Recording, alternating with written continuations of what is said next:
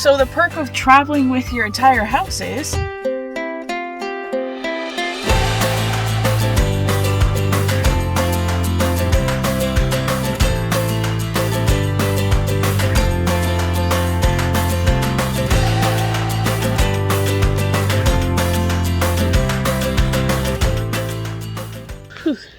good morning, guys. A little sweaty. I may just be starting the vlog now, but if you came from the last video, you know that I actually have already walked over 7,600 steps today and over 3.5 miles because we were touring around Fayette's historic town site. But now we are back at the campsite. Charles is just cooling off a little bit. He has some water. I'm going to get changed into something, into some shorts because it's pretty warm out, and then we're going to get the van ready and we're going to head to Kitch iti kipi. Okay, you guys see I got the van ready to drive. I got that window rolled up, got the curtain panels, the privacy panel rolled up in driving position. Now I'm just going to get changed and we're going to hit the road. All right, guys, I'm changed, got Charles loaded up, going to bring the garbage to the dumpsters. Are on our way. It's going to take us about 40 minutes to get to Kitch iti kipi. That's just perfect to me. Watch out, turkeys! With size, Billy, do just anything they want to do. Gobble, gobble, gobble. That's exactly what.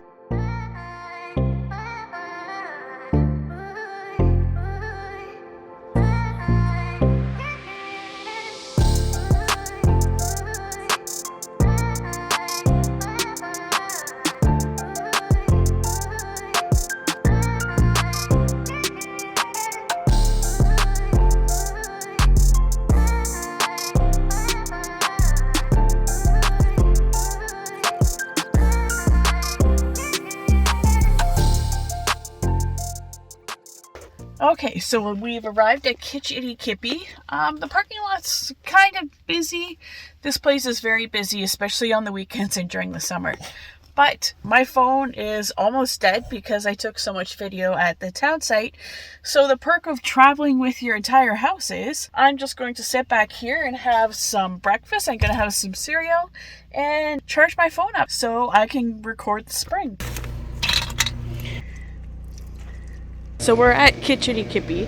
I call it Kitch iti kipi. The spring's called Kitch iti kipi, but the park itself is actually called like Brook or something like that. It does have bathrooms.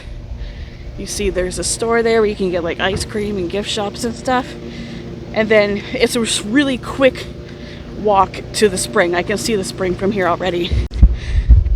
Dogs are allowed at the spring. They're also allowed on the floating raft that you take to get to the middle of the spring.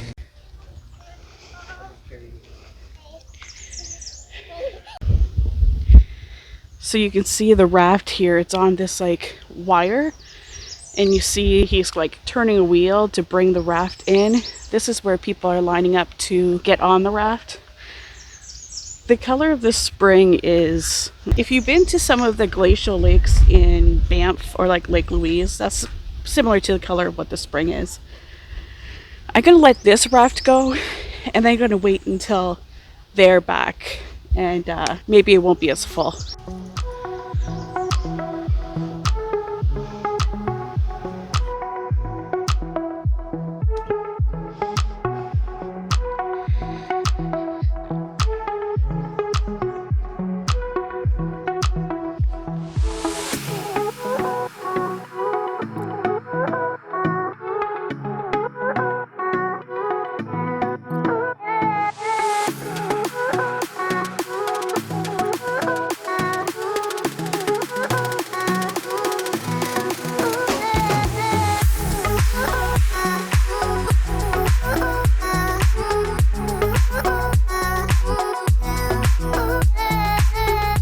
Fish swimming around. You can see straight to the bottom. Also, when you're on the raft, you can see the bubbling of the spring. It almost looks volcanic, but it's just the bubbling of the spring coming up through the ground. Okay, now we're just going to wait for our turn on the raft. I don't even know if the camera can properly pick up the color of this water, but you can see it looks like glass. You can see everything on the bottom. I don't know if you can see that the fish, all the fish floating by. Oh, and you can see Right here, I don't know if you can see because of the reflection, you see like the sediment coming up. That's where the spring's bubbling up from the bottom.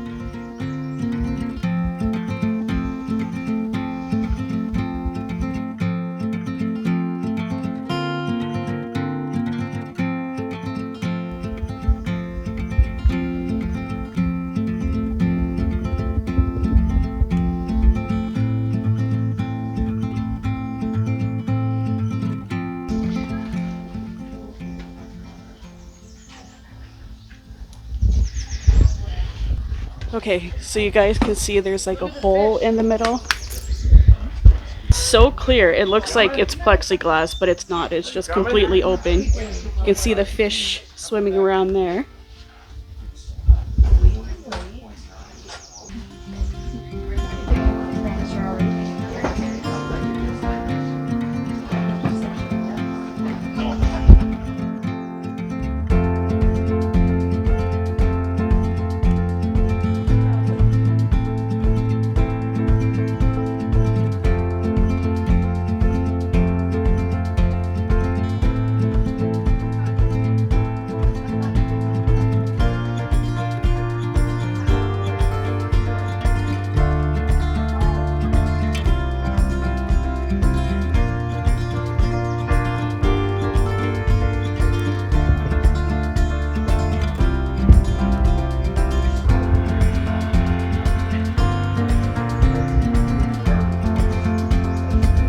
Okay guys, you can see that bubbling right there. That's the water coming up through the spring. Where is the spring? Oh, right here. I can see it bubbling up. Yeah. I don't know if you'll be able to see it from that side. You might have to come over here.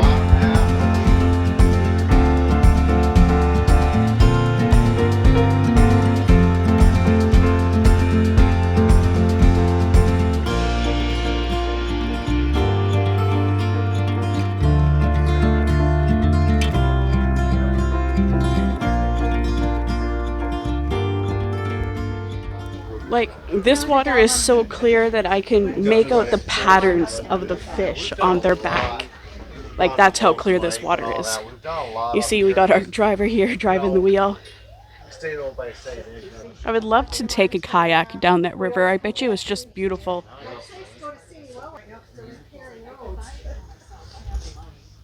Come here almost every year in the winter. I heard it. Oh wow. When we were staying in town. They had this lightning.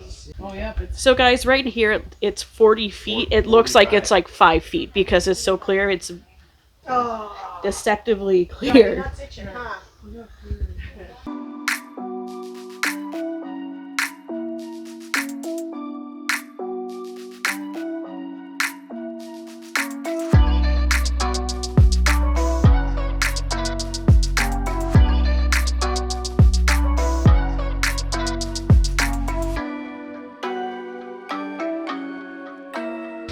So Kitch iti kipi is always somewhere to go if you're in the Manistique area. Cool to see the water bubbling up because there's cracks in the rock foundation at the bottom of the spring. So it's pressurized water that comes up. I think they said it comes up at about 40 degrees. I'm not sure, but definitely if you want to see Kitch iti kipi though, when it's really beautiful, is come during the fall. When I came here in the fall, I pretty much had the whole place to myself, and you get the beautiful fall colors from the Upper Peninsula. And this is free activity. You do have to have a Michigan recreation pass on your vehicle, but it is wheelchair accessible, stroller accessible, and dog friendly. All right, so we're back in the van. Charles is getting some water. Next stop is the lighthouse in Gulliver.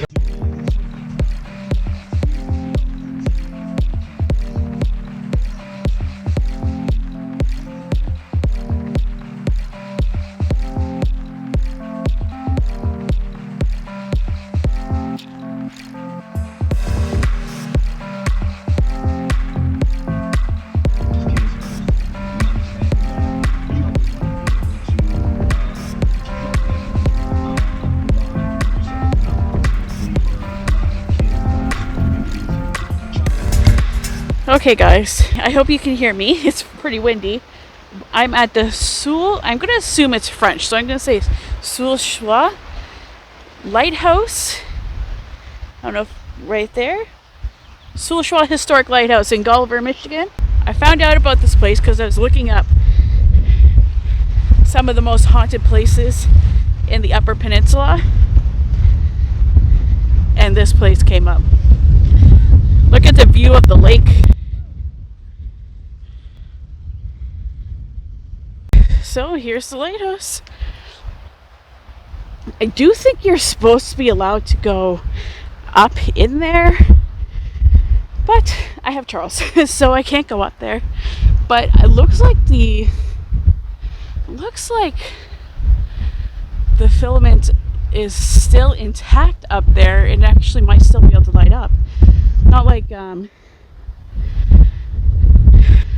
lighthouse at Mission Point. Mission Point Lighthouse is out of commission, but this one looks like it might actually still work. I bet you the view from the top is amazing. The Historical Society here looks like they've preserved this lighthouse very well.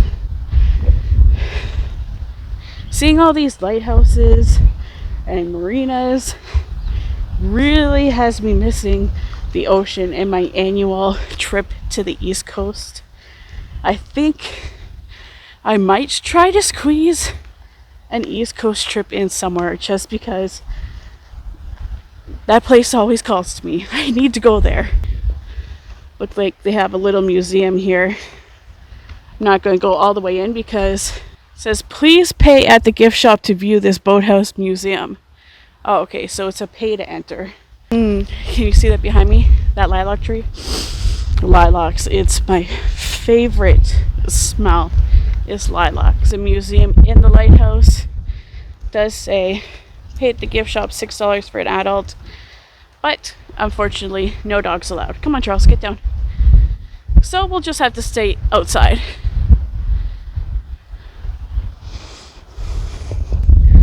So is this the Pointe Choix Point Lighthouse was established in 1895, and the Gulliver Historical Society operates it and maintains it. I would have to say they're doing it well. I think they're trying to film something over on the other side of that lilac bush, so I don't really want to get in the way. Just be warned when you're coming down to the lighthouse, it is a kind of long dirt road you have to come by, and there was a lot of washboard, so go slow. But otherwise, it was a simple drive to get here. Oh, okay, so it is from Pointe Choix Point Lighthouse. It was named by the French, and it means only choice. Is one of only a few along this shore of Lake Michigan. There is a boat launch here too that you can launch into Lake Michigan. Lake Michigan has a beautiful blue turquoise color to it here. And it's cool. This whole beach, that's all shells. It's not sand, it's shells. Well, it was a nice little quick stopover. I love touring old lighthouses. Better when I can go up in them, but that's okay. I'd rather have Charles with me.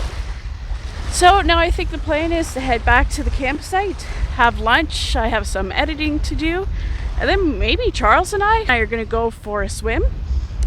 We'll see when we get back how warm it is. It's 12 o'clock and I've already walked over 10,000 steps today. This is why van life keeps me healthy. I have a hard enough time getting 10,000 steps in a day at home. Today I walked 10,000 steps before noon. The decision to play comes from your desire to play. Continue on State Park for 1.5 kilometers. The defense does. Watch what the special teams does. And that's how they have to win, and that's how it should be. Okay guys, we're back at the campground. I just remembered I haven't vlogged from a bathroom yet this trip, so vlogging from the bathroom.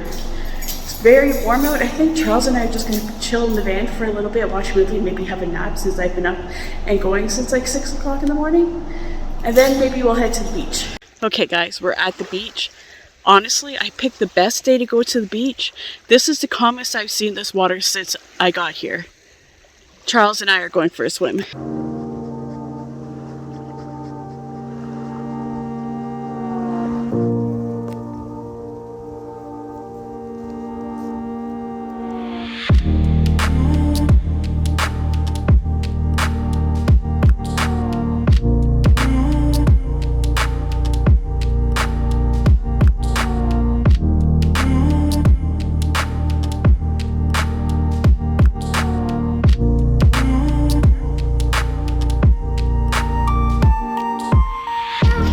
Honestly, guys, I can't believe how warm that water is. Alright guys, so I'm just chilling here in the sand. I was in the water cooling off. Charles is dug himself a sand hole there. So I'm just going to enjoy the sun for a while, then I'll probably take one last dip, then head back up to the campground to make supper.